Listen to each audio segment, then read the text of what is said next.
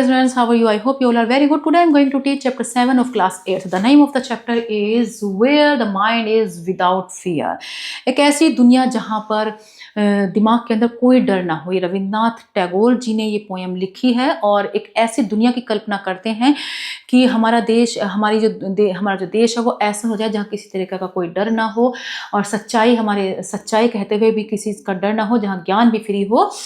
तो कहते हैं कि where the mind is without fear and the head is held high, ऐसे कि जो हमारा जो माइंड है उसमें किसी तरह का कोई डर ना हो, हमारा सिर ऊंचा उठा रहे, where knowledge is free, जहाँ ज्ञान भी फ्री हो, क्योंकि आजकल ज्ञान भी बहुत ही पैसों में मिलता है।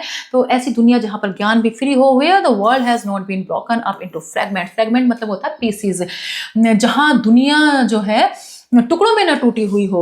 Bye narrow domestic walls where words come out from the depth of truth, सच्चाई की गहराइयों से निकलते हुए वो शब्द जो कि कहाँ से निकले हुए हो, हमारी जो नैरो मतलब होता है संकीर्ण, मतलब बहुत बारीक सा होता है, बहुत ज़्यादा नोट वाइड होता है ना, ऐसी घरेलू दीवारों से निकलते हुए ऐसे सच्चाई की गहराइयों से शब्द निकल कर आए।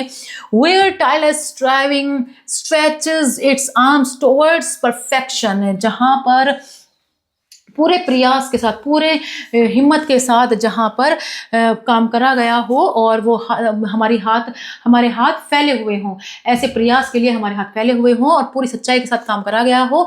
Where the clear stream of reason has not lost its way, और जो ये रीज़न की जो कारण है, जो तर्क है, उसकी जो क्लियर स्ट्रीम है वो अपना रास्ता ना खोए, मतलब जो रीज़न है वो सच्चाई में बना रहे, उसका वो किसी वजह से ना खोए अपना रास्ता।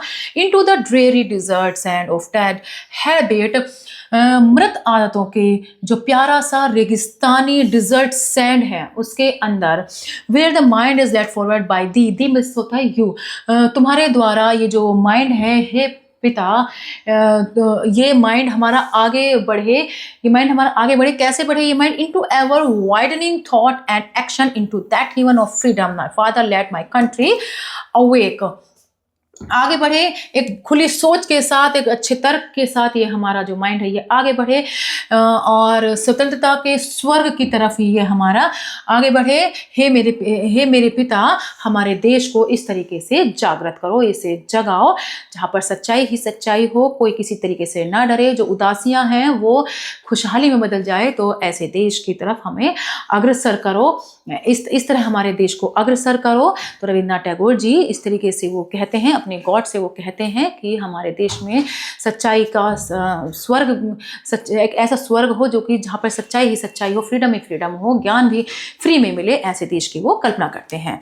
ठीक है, तो I hope you have learn to this poem very well. We will meet in next class. Good bye and thank you.